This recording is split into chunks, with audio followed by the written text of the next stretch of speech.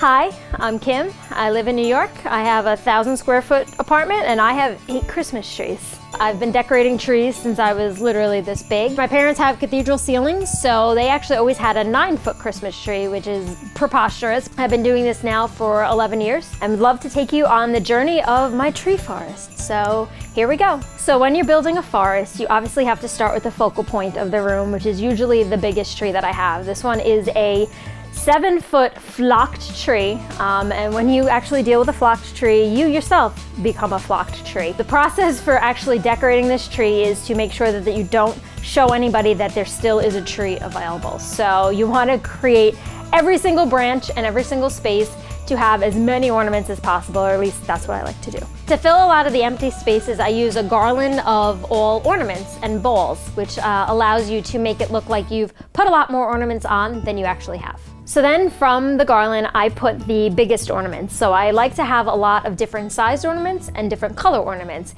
So what I do is I strategically place these larger ornaments so that then I can build around them. Through the years, I have collected ornaments ever since I was a kid.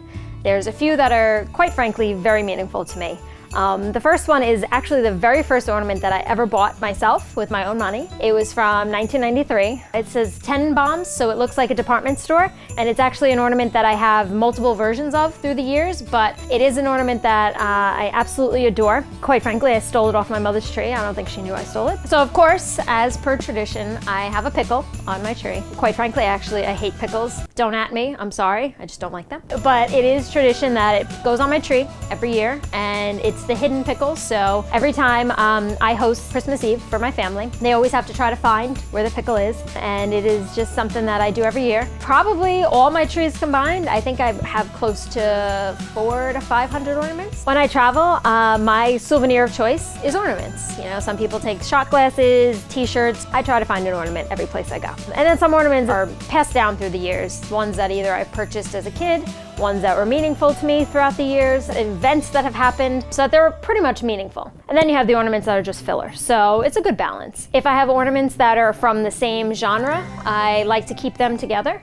If they're ornaments from the same trip, I try to keep them on the same places of the tree. I then move on to the smaller trees. A tip I have to make your trees different levels, you can put books underneath them and then hide it with fake snow.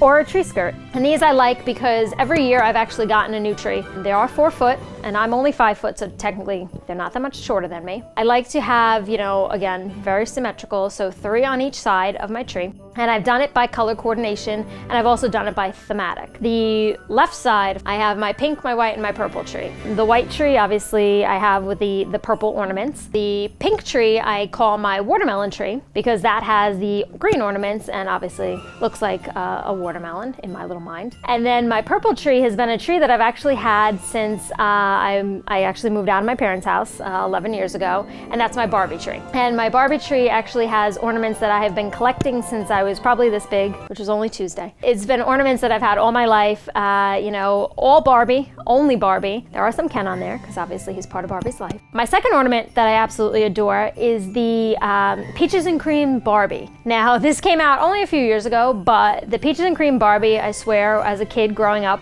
was my favorite Barbie of all time. I didn't ever cut her hair. I never took her into different outfits. That homegirl stayed in that Peaches and Cream outfit from the get-go because she was just so pretty and so elegant. And then I have to the right, kind of my fun trees. I have a silver tree, which harkens back to, the 1950s, 1960s, which is really my aesthetic and my thematic. I also have a green tree, which I put with red ornaments, which I call my Grinch tree. And then I also have my blue tree, which is another kind of piece of me that has grown throughout the years. It has a bunch of ornaments that are toys that I grew up with through the years, characters from my favorite movies, my favorite TV shows. It really is something that every year I try to add to that tree, different things that have pertained to my life. So that is my 7-tree kind of forest in the main part of my house. And then from there, I actually put up my old tree. So this green tree was actually my original tree that I had that I first bought when I got my place. It was a tree that I loved dearly.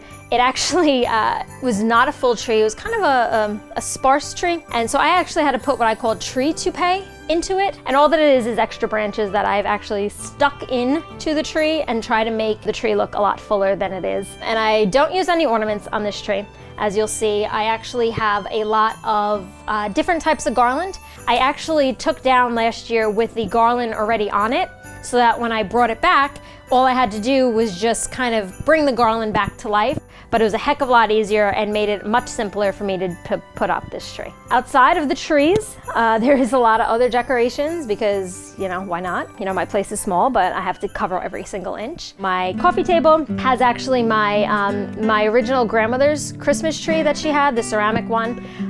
It's something that's very meaningful to me, as that was my grandmother's, and she loved Christmas, but it is something that always reminds me of her because she's no longer with us. I can't do that. This is documented. I know. Stop, don't document that, hold on. I don't think I can say that one. I don't think I can get through that.